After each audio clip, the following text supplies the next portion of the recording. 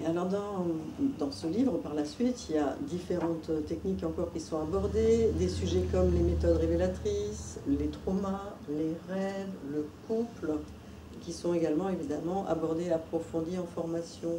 Et là, il arrive un chapitre sur la volonté et la vision. Ça me questionne un peu. Est-ce que tu peux nous éclairer là-dessus?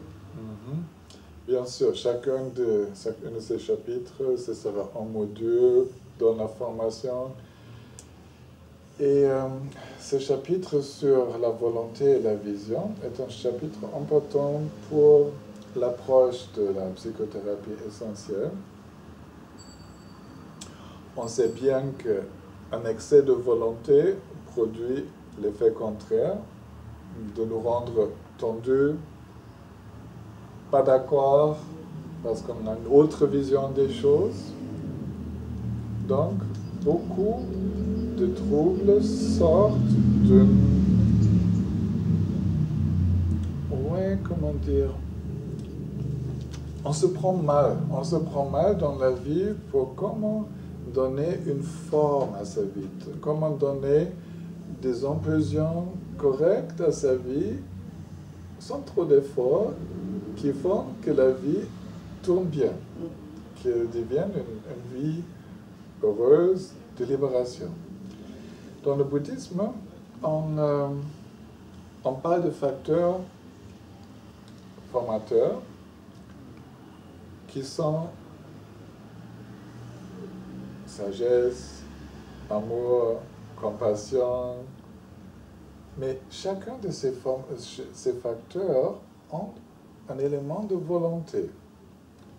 Si j'ai, par exemple, l'envie de t'offrir une fleur, il y a une volonté d'étendre le bras et de faire ce geste, il y a une vision derrière comment ça pourrait être. Et pour chaque patient, on va l'aider à développer une vision de sa vie, d'une vie saine, sans aller dans les détails de la vie actuelle, emploi, lieu de vie, etc., mais surtout dans les qualités qu'il voudrait vivre. Et juste le fait de garder cette vision présente, par exemple, chaque matin, après savoir lever le matin, de restimuler cette vision pour se donner une direction dans la journée, sans trop d'efforts.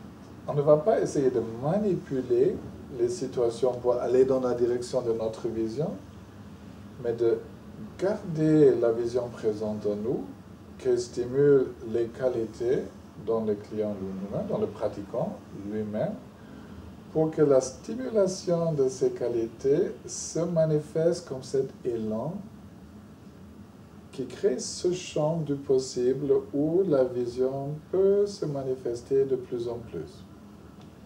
Ce n'est pas exactement une volonté, mais il faut la volonté de se rappeler, il faut la volonté de donner de l'espace à que la vision puisse s'épanouir en nous. Et après, il faut la confiance, le lâcher-prise, l'ouverture, pour que ces qualités elles-mêmes fassent le chemin. Ça, c'est un peu comment je comprends la relation entre vision et volonté. Merci. Et juste après, on nous parle du soi supérieur. On prendra ça dans le prochain vidéo. Ok.